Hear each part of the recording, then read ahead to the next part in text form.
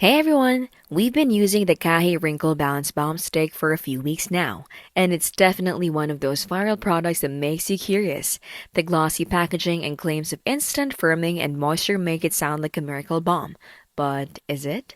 The pros. The formula is rich in collagen, salmon complex, and fermented oils, which genuinely give a hydrated glass skin glow. It's perfect for on-the-go touch-ups and leaves a dewy finish that works beautifully under or over makeup. We noticed her skin felt softer, especially around dry areas like the cheeks and smile lines. However, the cons become clear after consistent use. It doesn't actually fix wrinkles. It blurs them temporarily with hydration and shine. The texture can also feel a little heavy in humid weather, and it may clog pores for oily or acne-prone skin. Plus, it's quite pricey for something that functions more like a glossy moisturizer stick than a true treatment.